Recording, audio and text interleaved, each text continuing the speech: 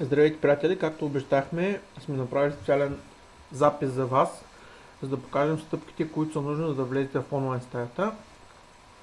Всеки от вас, който е дал имейла си, ще получи покана.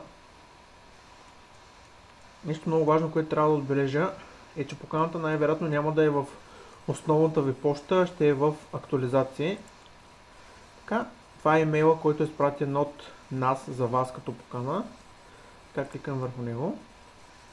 Следващото нещо много важно е да кликнем върху ето този линк, след което отивам към следващата стъпка. Това вече е нужната информация, която трябва да дадете, за да влезете в самата стая. Единственото нещо, което трябва да дадете е име, откъде сте, можете от Варна, Добрич, няма значение. Така, имейла си.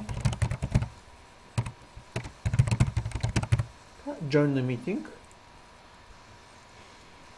Така, изчакаме програмата да зареди.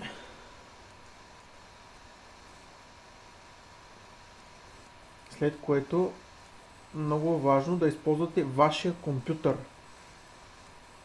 Това е за аудио и за микрофон. Така, даваме върху този линк.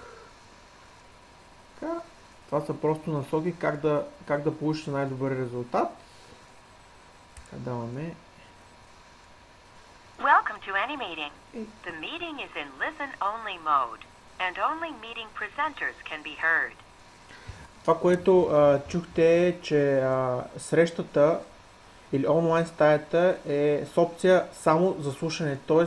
вие може само да слушате, но не и да говорите. Това е направено с цел да няма проблем, понеже имаме над 25 човека, които ще участват и няма как едновременно всички да говорим. И както виждате, може да видите един от слайдовете, който е зареден. Така, очаквайте нашия имейл. Ако имате въпроси, моля пишете във фейсбука ни. И надявам се да може да отговоря на всеки въпрос.